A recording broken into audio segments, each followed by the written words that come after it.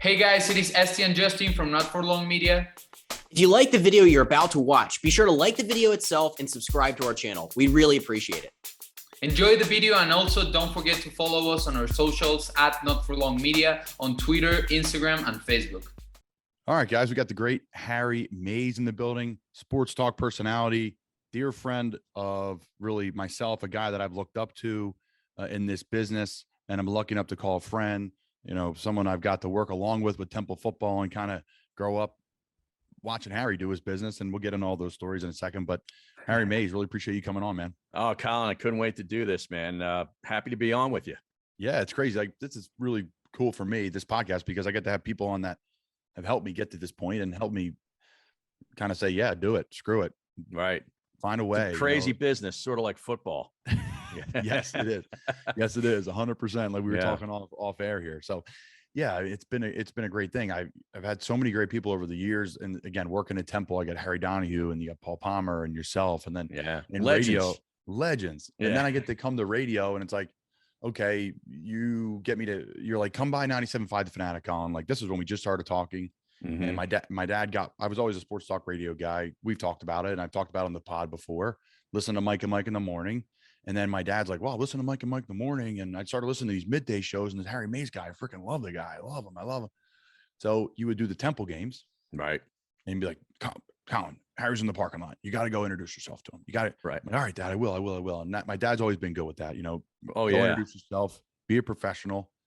And I did. I introduced myself to Harry. Kind of the rest is history. You have me by 97.5 The Fanatic. I get to meet Mikey Miss and Jason Martinez and Gargano, Rob Ellis, like just great guys that were so respectful to me, went out of their way to say hi, still stay in contact with.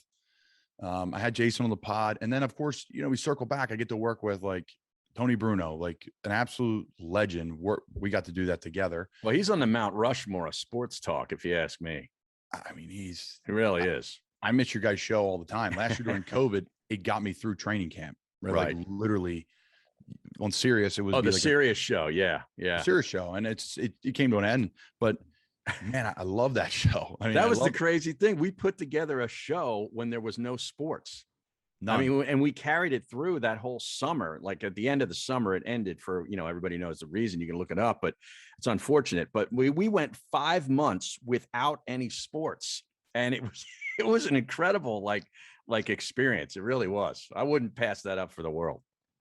It was unbelievable radio. Yeah. I don't even know how to begin on it, because it was so authentic and there was nothing going on, literally nothing. And everyone was making fun of everyone and everyone was having fun. And, you know, Tony's down there playing the drums and like, this chaos, drinking vodka on Fridays.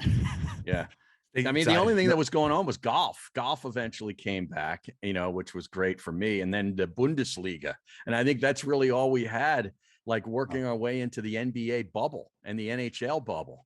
Yeah. And you could get it back. You could take it to the phones and say, who do you think? Donovan McNabb or Brian Dawkins? Who was a better Eagle? Yeah. I couldn't imagine doing local sports radio during that time. What are you talking about? I mean, it gets rough, you know, throughout the year when there is sports, you know, like the months of February, July are two of the slowest months, which everybody tries to take their vacations. But that was basically like 6 straight months of July, you know, and we could talk national events and stuff. And you ended up talking a lot about COVID, which was really, you know, I didn't want to do it, but you couldn't get away from it. It was everywhere.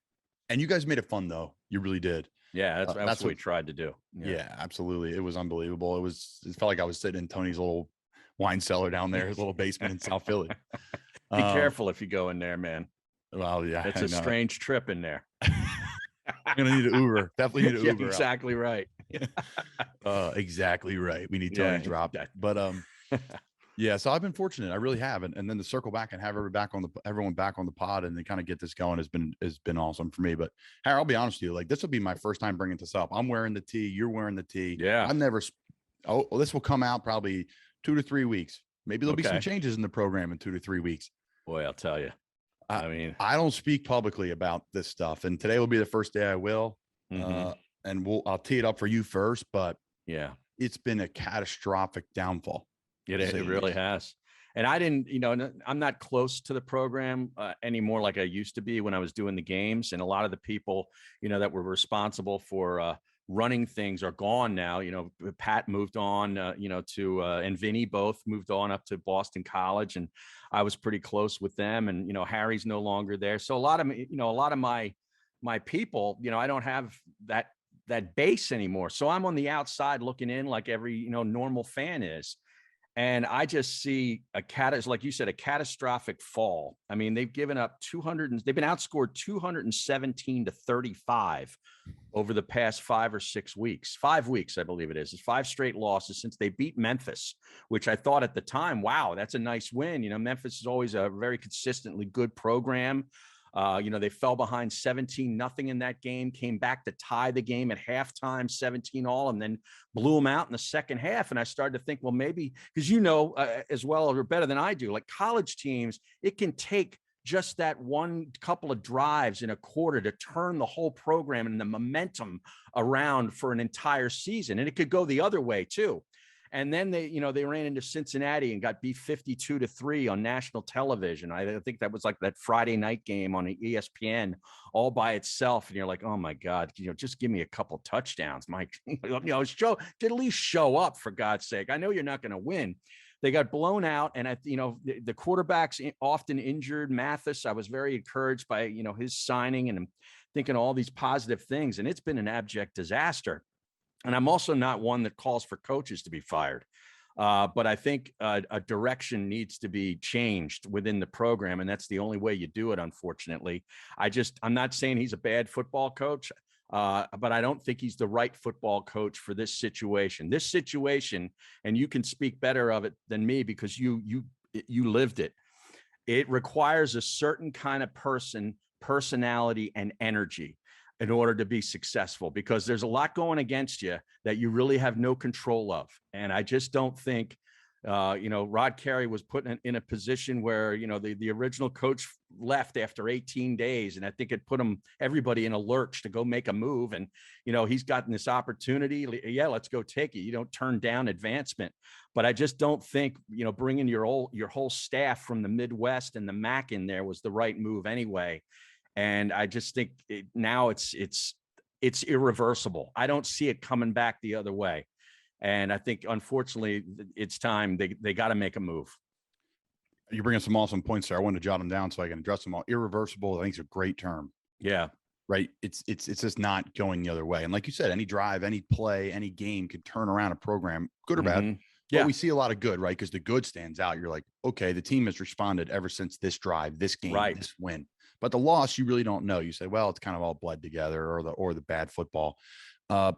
Secondly, so irreversible. Secondly, I have zero bones, like issues, with Rod Carey. Like I've not gotten to know Rod, and I'm sure he'd like us to all be closer. But with COVID, it's been extremely challenging for alumni to be closer to that program. Right. So I can't sit here and say I don't know him. Really, I don't. I've never met Coach really in passing. So I want to address a couple things because I really can, and I try to be quiet on the social media thing. But now I'm like, screw it. Harry Mays coming on. We're talking Temple. How can we not? So first off, the transfer portal. I'm on the Facebook pages and I see all the Temple fans, and the transfer portal is the reason why all these great players left and all these few different things. Mm-hmm. The transfer portal is not why the players left. The transfer portal, the players left for individual reasons that they were not didn't like their current situation. Good football teams don't get plagued by the transfer portal. Good football teams like a Cincinnati, that's really not too far off of where we were at Temple. Right. Really not. It's not a stretch. They didn't get plagued by the portal. No.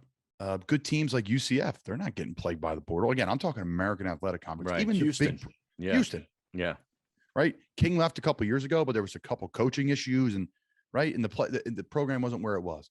And honestly, you can make the argument that if things were rolling like they were, even with Jeff Collins, 8 wins, 9-win years, I think that's what he did there. A couple, we'd probably be in a Big 12. Possibly. Yeah. You can make the argument. It was possible. Talks. There was talks then about it when I was there, and it hit me like a ton of bricks. I'm like, that doesn't make any sense. And everyone's like, actually, it does. The Big 12 is really looking to expand. Here we are a couple of years later, and all these programs are out of the American, and it takes a huge blow on the American. So good to aid to the points, the transfer portal, to me, that's that is a joke that people blame the transfer portal on that. There's obviously reasons inside the program these players are leaving. Second, thirdly, or whatever number I'm on here, is really bad and change needs to happen. And to me, the only way change happens is bringing in someone like you said, and it's got to be someone a part of, in my opinion, the coach rule era. Foley. Now there's a lot of names, right? There's a lot of names. There's Saravo, there's Foley, there's Chris Wiesehan, there's a lot. Elijah Robinson, Fran Brown, right? There's tons of great guys that have come through the program. There's tons of great guys through the Al Golden eras, the Steven Dazio eras, the Matt Rule era. They're kind of all together. They're all kind of Foley was there for all of them. So there's unbelievable guys. I think for me, I said this, Kevin Gilbride, who I'm with here in Carolina, he was my tight end coach with the Giants and the Bears. Kevin was with Temple. Sean Desai is defensive coordinator with the Chicago Bears. He was at Temple. So there's plenty of guys that would say, okay, we want to bring someone back to the city that has some kind of juice in the city, that knows how to recruit, that knows the area, that knows the kids, knows the landscape. The landscape. Great point. And the people to hire around you, because we know you're only as good as your staff. So I'm not talking about the staff now because I don't really know the guys. I don't. But I know Gabe. I know Coach Gabe Infante, who was at Prep. St. Joe Prep, yeah. And I know him, through Scholar Morningweg, and from playing the Prep. But change needs to happen. Again, I don't want to call for anybody's job. I really don't. But change needs to happen. There's a new athletic director in there. So now you bring us and a new president. And a new president. Yeah. So it could be the perfect time to just align and do things. I don't know what the buyout is. I know this. There's plenty of guys that would step up and love for that job. And again, I got to make this stuff clear on here. I'm not saying any of these people should be leaving their jobs to take a Temple job or any to be fired. I'm not. We don't need any of that stuff. I don't need to be called out for that. I'm just saying that something needs to happen. Right. I was interested to hear what you had to say because I know it's bad. Yeah.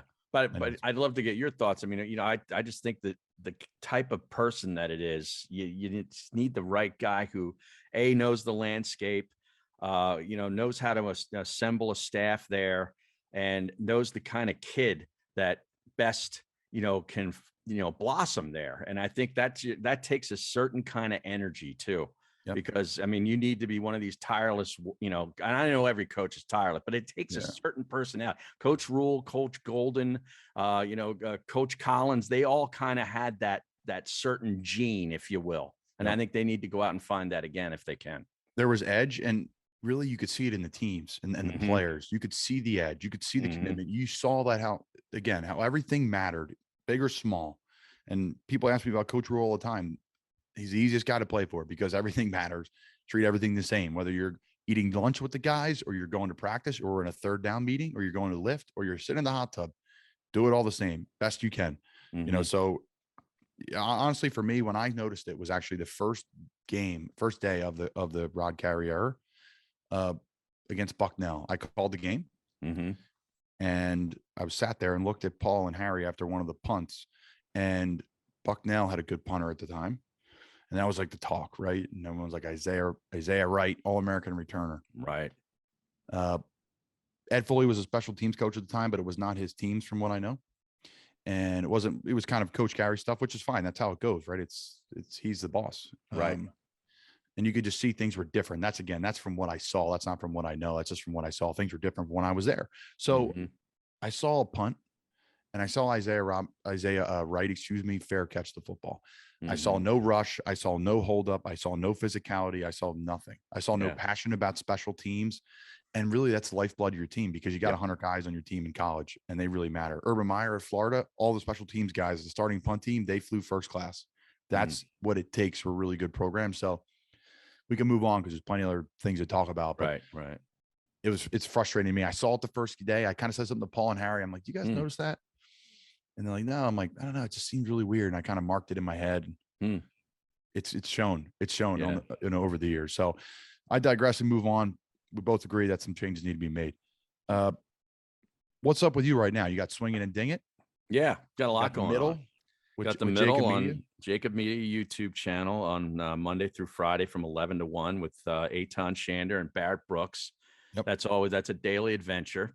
It's very different not being on radio. The show used to also run on the Sports Map Radio Network.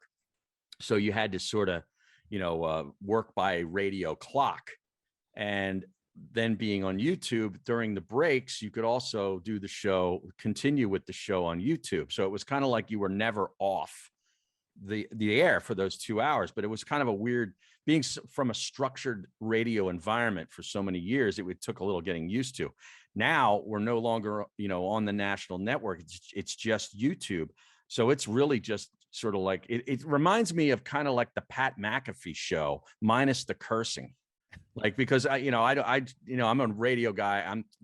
I'm geared not to curse. Yeah. So for me, like, it's just because I can doesn't mean I'm going to, kind of thing. But it's real wild, and just you never know what we're going to talk about. We're going to change topics, at will, and we'll go down rabbit holes, and then we'll bring it back to the sports. And it might not be the Eagles. It might be, what the Manning cast from last night or whatever. We talk about basically anything. So that's a whole lot of fun. The Swing It and Ding It is totally golf, centric, which is awesome for me because I love golf and I love the PGA Tour and all the professional tours. So it gives me an outlet to talk about that for 45 minutes or an hour a week. And we usually get some interesting guests on and, play interesting courses, me and Moose, and it's just been a blast. So doing that. And I've also got the show on Fox Sports, The Gambler, which is the iHeart station in Philadelphia, on Eagles game days. Like whatever the Eagles play Thursday night, I'll do it, an hour and a half before game time. Sundays, I do it 2 hours before game times, and so forth. So whenever they play, I do an NFL pregame show, and a lot of it has to do with the Eagles, but a lot of it is also the rest of the card and a gambling viewpoint. And I look back at the day in college. So that's a whole lot of fun for me to fully produce my own show and do it myself. So we're having a blast here, man.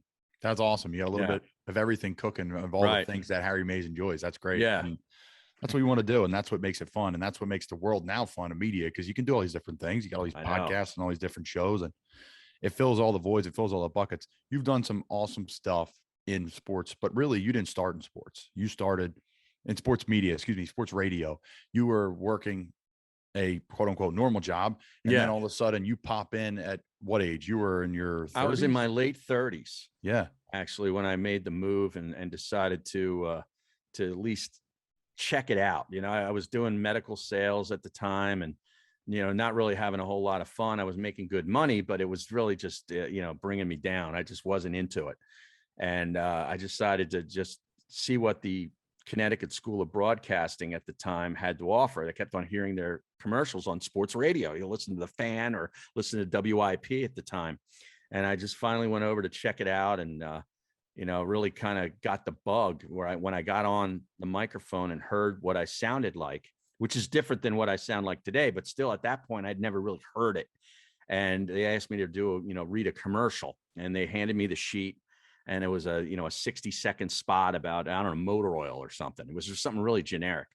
And I just went through it, read it, and boom, did it. And if I freaking nailed it. And I'm like, damn, I can do, like, I didn't think I could do that. First go around, here I am, fucking Howard Cosell, doing the Monday night highlights, in one take. And it was like, wow, I might be able to do this stuff. So I went through the program and then got an opportunity. It wasn't a job. It was an opportunity to be on a radio station one night a week for, at the time it was an hour. And then we went to a different station down the street, and we got 2 hours. Now we had to pay for the time. Me and the two other guys, cobbled together the money and bought the time on a brokered station and just started doing a show. And then I'd get some tapes from those shows and put together a demo tape along with some sports updates and started sending them around the country, and got a nibble down in Clemson, South Carolina on an FM sports station, and got hired actually by the owner of the station. But then I realized that he didn't want to pay me for the sports show. He wanted me to also sell my time, all the commercial time on my show. And that's how I'd make the money. So I would not only be the salesman, I'd be the host. And I was like, you know what? This is my first opportunity. I don't think I'm ready for all that. Like, I just want to do a radio show, and so I turned that down and got eventually taken in up at, I say taken in because that's basically what they did, up in Lehigh Valley at the ESPN station, because a buddy of mine from Connecticut School of Broadcasting had gotten hired to do an hour a week on a Wednesday, late afternoon, early evening. And he said, dude, I'd like to do it with you. I really don't want to do it by myself. So I'm like, yeah, I'll come up and do it with you. He said, they can't pay you. I said, I don't care. I mean, it's one day, it's 1 hour a week. What could I make? $8? So I drove up every Wednesday and started doing this show with him. And they liked us together, that they eventually moved us to Tuesday and Thursday, 2 hours a day. So now it's more of a commitment, more of a driving back and forth. I'm starting to think like, maybe you should throw me a bone here. They couldn't. So I'm working for free 2 days a week, doing my regular job, which was no longer medical sales. It was now commercial insurance. I was a licensed agent and broker for commercial insurance with a buddy's firm. So I'm doing that during the day and then jetting up there and doing the sports show. They eventually said, we'd like you to do 5 days a week. How could we make this happen? I said, well, I got to get paid something. So they gave me some nominal hourly rate and I took it because I'm like, if I turn this down, I'm never going to get the opportunity probably again to be on 5 days a week on a sports station. So started doing it. It really started to work. They put me on Lehigh football's broadcast. I started doing the pre and post and the sidelines for Lehigh football games. And I was digging it, that I was devoting all of my energy now to this, that I had to leave the insurance thing because I was starting to hit your groove of stuff too. Yeah, I was starting to get my groove. And I also felt like I was screwing my buddy because I wasn't, my feet weren't in his pool anymore. I had 2 feet in the broadcasting pool. And I'm like, this isn't fair to him. He bought my book of business out, which gave me a little bit of money to sort of, get my feet with. And eventually 9:50 a.m. in Philly opened, and I got an interview with the general manager and sold myself as an update guy, which they didn't think they needed at the time. I've created the position in his head and said that I'm the guy to do it. And he hired me. And so now I'm making double per hour on a station in Philly. So I don't have to drive anywhere anymore. And I'm now on in Philadelphia. And within 4 or 5 months, I've managed to get on the night show. And away we go. So that's the way I got in. And by then I was in my late 30s, early 40s. And now I'm a 56-year-old man with an AARP card. So you got that going for you. Which I do. Nice. I do have that going for me. But my voice is better now that I've aged. Yeah. Yeah. It's from old Tito's and the splash. That's right. Yeah, exactly. It's good for you. It builds business. Yeah. So, and then you really not cut your teeth, but you took off on the Fanatic, right? That's where you got probably the most public. Well, I was paired with some great people, and Jody Mack at first, and then Tony Bruno. I mean, there's 2 legends in the business, and I learned a lot, from them. I wouldn't be here today if it weren't for either of them. And so I was really fortunate to be able to work with some real talent, and I'm a sponge when it comes to all that stuff. I'm, seeing what they do, how they prepare, or, how they deal with this certain situation with a phone call, or just, it was all, I'm sitting back doing the show, but I'm really kind of taking notes the whole time. Yeah. So, yeah. That's awesome. It was so great. many good times, and it was fun for me. I grew up listening to it. And so there's so many memories, right? As we start to wrap things up here, there's so many things that you've been able to do because of this new job, because of this new venture now that you've been doing for 20 plus years. What are some memories that stick out the most for you? Oh man. Well, I mean, working the 4 or 5 years of Temple football was phenomenal. I mean, I was really blessed to be there during the time, when Rule got there. I mean, how lucky is that, to do, Temple football, which when I was a kid when I was a student there was like, they're lucky to win 2-3 games a year and nobody paid attention at all. And while I was there, game day came to town, for God's sake. I did the Penn State game where they started out losing 10-0 and ended up winning 27-10 and sacked, Hackenberg, 15 times or whatever it was. And yeah. And then the Notre Dame game, which you guys almost pulled off if it weren't for Mr. Fuller catching that touchdown. I mean, that would have been the greatest, experience in Temple sports history. And it almost was, and they didn't even win the game. Yeah. So I was really lucky to do those 4 years, and just experiencing all of that, going on the road trips and doing a game at Notre Dame and bowl games and so forth. So that really stands out. All the years with Tony stand out because it was just like every day you had no idea what was going to happen. Like there was nothing where you'd sit there and say, all right, it's an Eagles Monday and I know how the show is going to go. Like You didn't, because it could take a U-turn, it could go off a cliff, it could get in a rocket ship and go to the moon. You didn't know, and that's really part of the fun of it. So experiencing that, on a day-to-day basis wasn't work. It was like, I don't even know how to describe it except circus. Circus. Yeah, that's a really good one. But I mean, doing Super Bowl radio rows. Now I've had the good fortune with the Jacob Media folks to go on some trips and cover the Super Bowl radio row, at least in Miami and Atlanta. That stands out. I did some Final Fours back in the day and had some great conversations with certain guests and, guys that I looked up to as a kid. I remember, I grew up in Berks County. I was really into basketball as a young kid, and I could actually shoot it pretty good. So I'd go to all these camps and stuff, and man, I became a huge Maryland basketball fan with Lefty Drizel's teams back in the 70s. And I'm 10 years old, 11 years old, and I'm soaking in every ACC tournament, game that I could catch on television. There weren't that many available back then, and no packages and so forth. But when Maryland was on, I was glued to it. And I had the fortune of talking with Lefty at one of the Final Fours. And man, it was just awesome. Like when you can, sit down with somebody that you've not idolized, they didn't idolize, but like really, were a fan of. It really is a great experience. Some of the old NBA guys that I got to talk, Dr. J, Larry Bird, from the 80s. We had Magic Johnson on. I mean, I could go on and on with this guest that came on for 5 to 10 minutes, but it was just like the coolest thing. I had Joe Namath on for a half hour. He didn't want to get off the phone, and it was just a great conversation. And so, stuff like that has really made it super worthwhile. That's awesome, and great stories, and so many fun things. And like I said, I've been lucky as a kid to be able to be a part of a lot of them and hear those great things. As I finish things up, one of your former partners, Jason Martinez, I had to text Jason today and say, I need a question for Harry. And he said, all right, ask Harry, better guitarist, rank them if you could. Okay. These 5 guitar players: Jimmy Page, Keith Richards, Jerry Garcia, Pete Townsend, Joe Walsh. Oh my God. I'm not surprised by this question, although I was not prepared for this.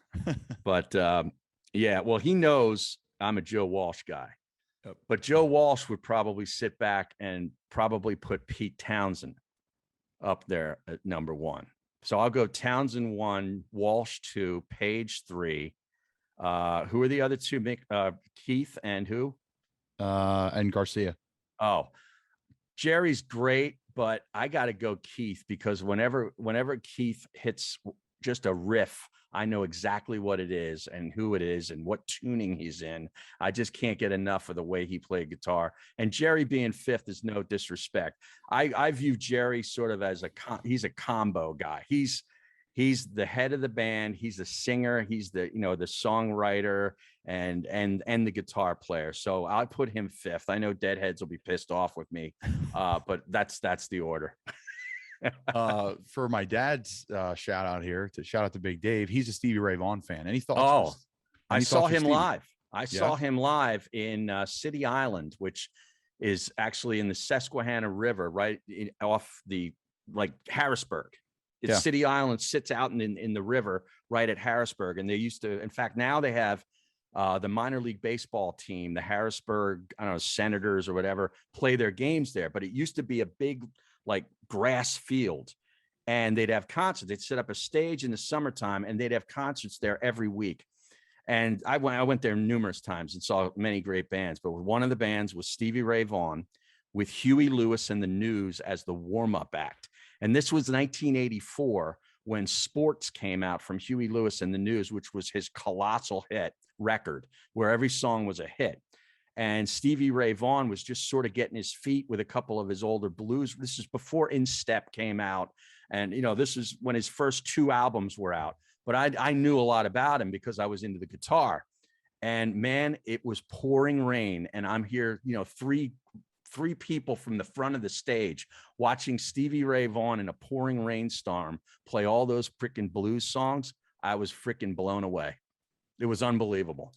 There you go. I used to walk in to my dad playing the old like live albums, and he's like tearing up watching them. Like, it's like some of my fond memories as a kid. He's like, this is the greatest guitarist of all time. Oh yeah, he'd play that Fender, and it was all beat up, and he had all these rings on his fingers, and they're like he's knocking the paint off of the guitar as he's strumming it, and the sound that he had coming through these tube amps was just unbelievable, unmatched. Well, as our friend Tony Bruno would say, put your hands together for the great Harry Mays. We'd like to thank Harry Mays for participating. I appreciate you coming on, man. Oh, yeah, man. Anytime, Colin, and good luck with the rest of the season. Thanks, brother.